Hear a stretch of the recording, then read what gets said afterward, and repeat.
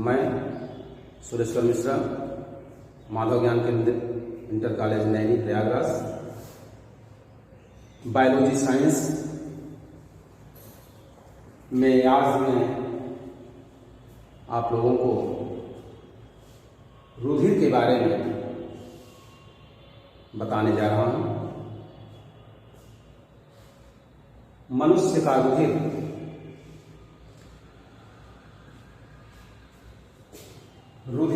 Plasma और रुधिर कणिकाओं से मिलकर के बना होता है। इसमें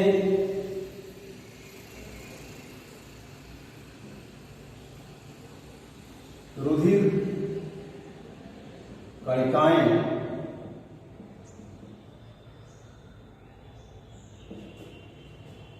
और प्लाज्मा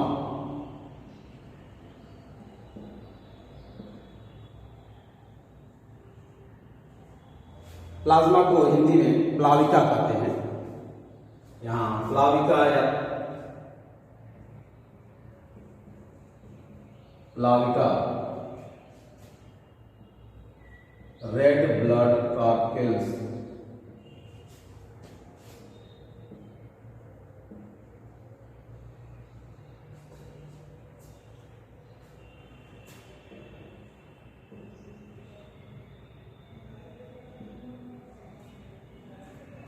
रेड ब्लड कॉर्पल्स और प्लाज्मा। तो इसमें लगभग 40% भाग रुधिर कणिकाओं का होता है और 60% भाग प्लाज्मा का। अब रुधिर कणिकाओं में 3 प्रकार की रुधिर कणिकाएं होती हैं। Number 1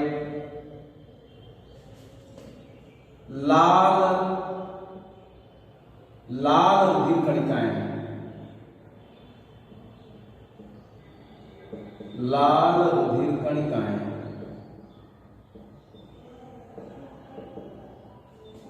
red blood कॉर्पल्स।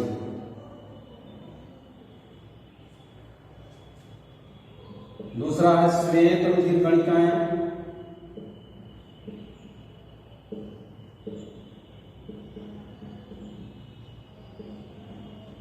श्वेत रुधिर कणिकाएं।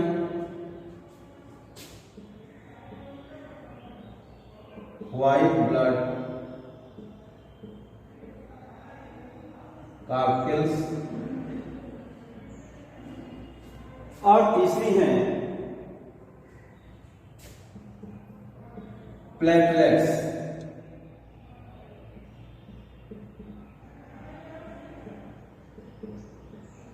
प्लेटलेट्स।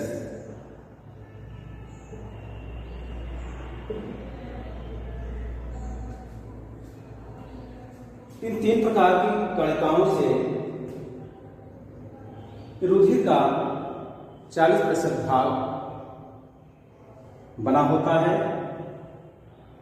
लाल रुधिर कणिकाओं का इसमें कार्य ऑक्सीजन का वहन करना, श्वेत रुधिर कणिकाओं का कार्य रोगों से सुरक्षा करना और प्लेटलेट्स का कार्य रुधिर का थक्का बनाने में होता है। इस प्रकार से इन तीनों कणिकाओं का अलग अलग कार्य है और रुधिर में इनका होना आवश्यक है। प्लाज्मा जो होता है यह हल्के पीले रंग का पदार्थ है। प्लाज्मा पूरे रुधिर का लगभग 60% भाग होता है और दोनों इस प्रकार से रुधिर कणिकाएं और प्लाज्मा मिल करके रुधिर का भाग बनाती हैं। रुधिर धमनियों से होकर पूरे शरीर में जाता है, जो कि ऑक्सीजन युक्त रुधिर होता है। शुद्ध रुधिर भी इसे हम कहते हैं। इसके पश्चात यह शिराओं से होकर के पुनः हृदय में आता है। हृदय रुधिर को पंप करने का कार्य करता है। हृदय का कार्य है रुधिर को पंप करना। तो इस प्रकार से रुधिर एक स्वस्थ व्यक्ति में लगभग 5 से 6 लीटर रुधिर होता है। अब हम आपको यह जानकारी देना चाहते हैं कि जो रुधिर है सभी व्यक्तियों में समान नहीं होता। बहुत पहले जब किसी को रुधिर की आवश्यकता पड़ती थी, बीमारी की अवस्था में या चोट लग जाने आदि के समय, जब चिकित्सक रुधिर की मांग रोगी के लिए करते थे और किसी रोगी को रुधिर चढ़ाते थे, तो पता चलता था कि कभी कभी यदि रोगी के अनुसार रुधिर न मिला तो रोगी की मृत्यु हो जाती थी। तो इस प्रकार सन 1902 में एक वैज्ञानिक हुए, कार्ल लैंडस्टीनर।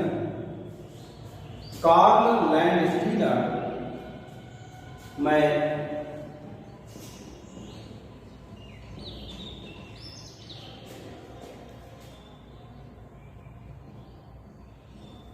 कार्ल लैंडस्टीनर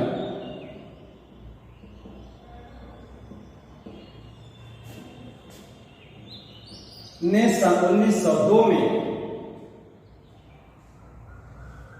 यह पता लगाया कि सभी व्यक्तियों में रुधिर समान नहीं होता, बल्कि रुधिर में प्रतिजन पाए जाते हैं। प्रतिजन के आधार पर इन्होंने रुधिर को 4 वर्गों में विभाजित किया।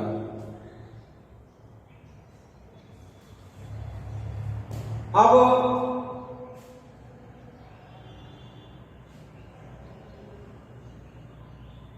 रुधिर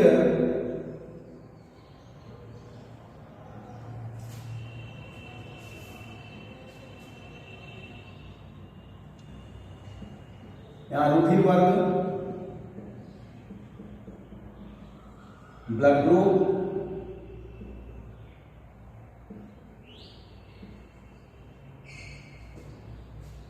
तो 4 वर्गों में विभक्त किया। रुधिर वर्ग ए, बी, ए बी और ओ।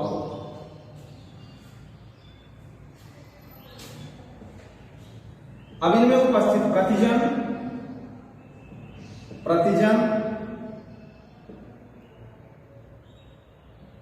एंटीजन,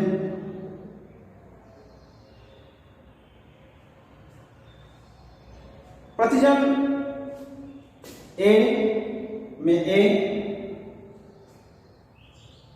रुधिर वर्ग ए में प्रतिजन ए, रुधिर वर्ग बी में प्रतिजन बी, रुधिर वर्ग ए बी में ए तथा बी,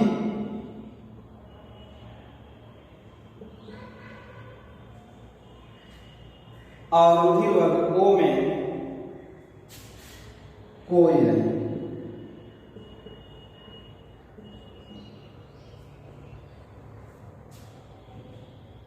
ये तो रुधिर के रुधिर कणिकाओं की कला पर उपस्थित होते हैं। और प्लाज्मा में इसके प्रतिरक्षी होते हैं। प्रतिरक्षी इसे एंटी बॉडीज कहते हैं। अब रुधिर वर्ग ए में जो प्रतिरक्षी पाए जाते हैं उसे हम अंग्रेजी के अक्षर स्मॉल बी से प्रदर्शित करते हैं। रुधिर वर्ग बी में प्रतिरक्षी को हम स्मॉल ए से प्रदर्शित करते हैं। रुधिर वर्ग ए बी में कोई प्रतिरक्षी नहीं होता, कोई नहीं।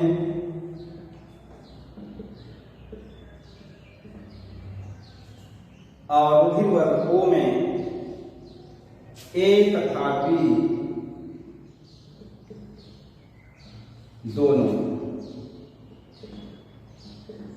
दोनों प्रतिरक्षी उपस्थित होते हैं। तो इस प्रकार से प्रतिजन एवं प्रतिरक्षी के आधार पर जब रुधिर का आधान किया जाने लगा तब से रोगी जिनको कि सही रक्त जब मिल जाता था तो उनकी मृत्यु नहीं होती थी। वर्तमान समय में भी इसी के आधार पर रुधिर आधान किया जा रहा है। मैं आपको रुधिर वर्ग में उपस्थित प्रतिजन और प्रतिरक्षी के आधार पर देखिए एक आरेख चित्र द्वारा बता रहा हूं कि किस प्रकार से रुधिर आधान किया जाता है।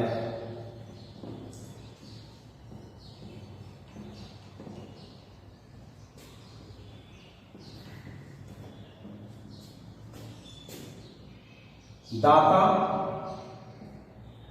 रुधिर दान करने वाला, DON हुआ डोनर,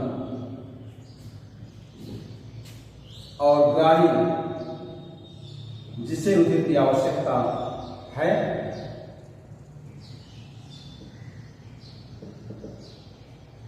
रेसिपिएंट।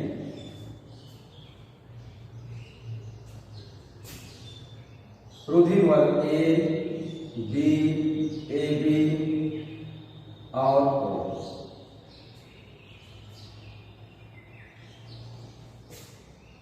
ग्राही में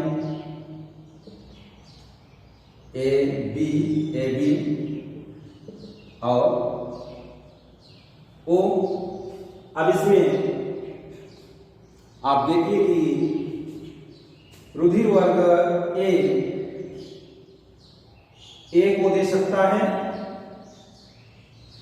और ए बी को।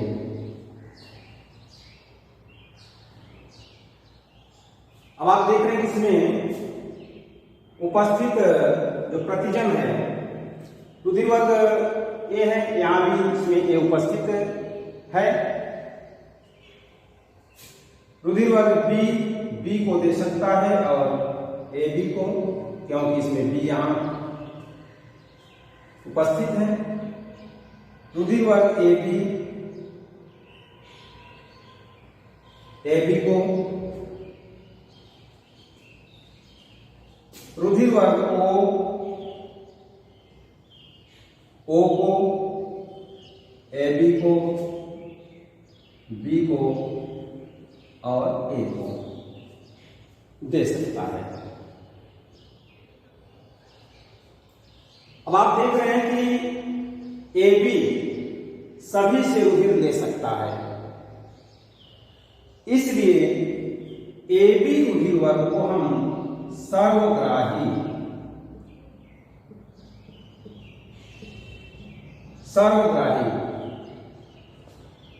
यूनिवर्सल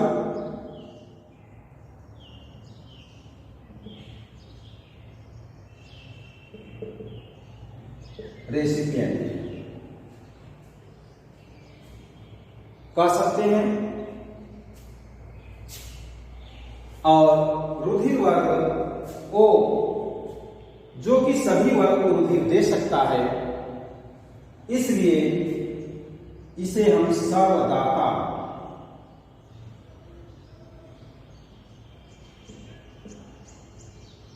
यूनिवर्सल डोनर कहते हैं। यूनिवर्सल डोनर है। तो इस प्रकार से आप देख रहे हैं इस आरेख चित्र के माध्यम से कि कौन सा रुधिर वर्ग किस रुधिर वर्ग को रक्त दे सकता है, दान कर सकता है। रुधिर में अभी मैं आपको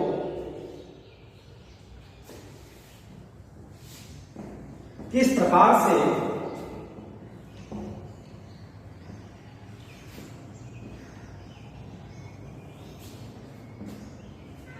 रुधिर वर्ग में आरएच प्रतिजन की उपस्थिति के आधार पर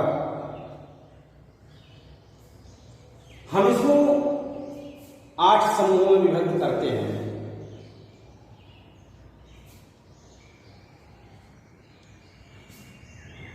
आरएच प्रतिजन एक विशेष प्रकार का प्रोटीन पदार्थ है, वह जिसमें उपस्थित होता है उसे आरएच पॉजिटिव, और जिनमें उपस्थित नहीं होता उन्हें आरएच नेगेटिव कहते हैं। तो आरएच पॉजिटिव और आरएच नेगेटिव के आधार पर रुधिर को 8 समूहों में 8 समूहों में A positive, A negative, B positive, B negative, A B positive, A B negative, O positive और ओ नेगेटिव, इन 8 समूहों में विभक्त किया जाता है।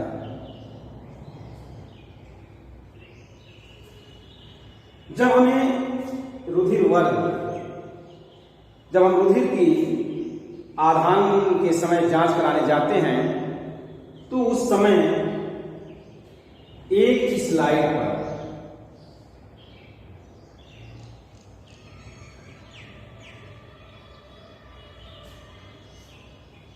रुधिर की बूंदे लेते हैं, निडल से रुधिर को निकाल करके एक स्वच्छ स्लाइड पर रखते हैं और इसमें एक प्लाज्मा का जो अंश होता है इसी के माध्यम से प्लाज्मा को सुखाकर इसका पाउडर भी बना लेते हैं, या तरल रूप में इसमें यहां पर एंटी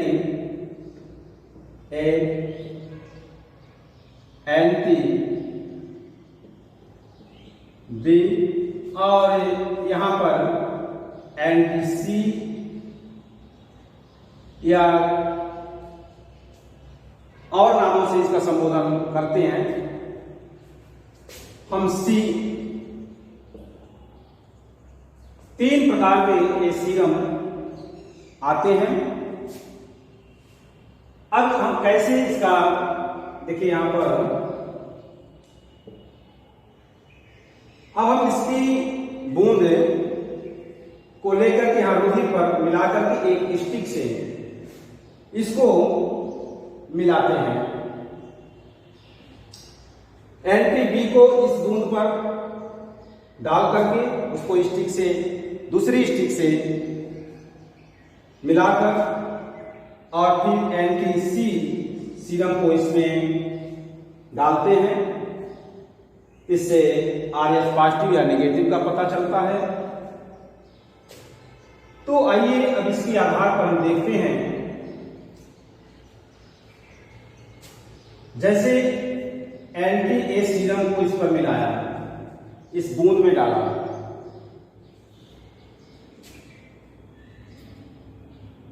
अब यहां पर आप देखिए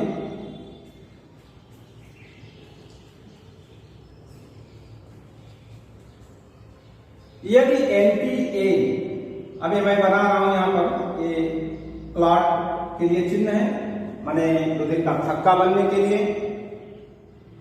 यदि इसमें थक्का बन गया, इसमें नहीं बना और यहां पर बन गया, तो यह ए पॉजिटिव है। फिर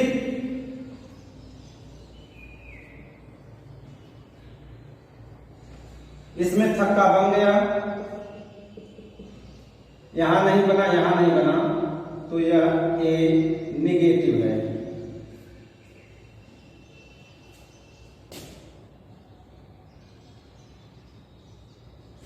इसमें रुधिर का थक्का बन गया एंटी बी में, और यहां पर तो यह बी पॉजिटिव है।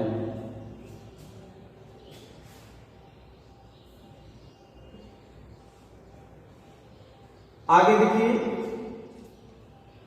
इसमें रुधिर का थक्का बन रहा है एंटी बी डालने पर, यहां एंटी ए में नहीं बना, यहां पर भी नहीं बना, तो यह बी नेगेटिव है।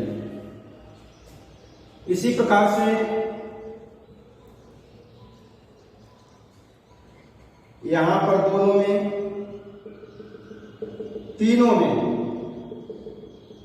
तीनों में थक्का बन रहा है, तो यह ए बी पॉजिटिव है। केवल एंटी ए एंटी बी में बन रहा है, एंटी सी में नहीं बन रहा है, तो यह ए बी निगेटिव है। यदि तीनों में नहीं बना, तो यह ओ पॉजिटिव है। और एंटी ए में नहीं बना, एंटी बी में नहीं बना, एंटी सी में, यहां पर है ये अगर इस एंटी ए एंटी बी में नहीं बनता, यहां पर बनेगा तो पॉजिटिव है, और तीनों में नहीं बनता तो ओ निगेटिव है। इस प्रकार से हम आरएच प्रतिजन की उपस्थिति और अनुपस्थिति के आधार पर पॉजिटिव और नेगेटिव का पता करते हैं।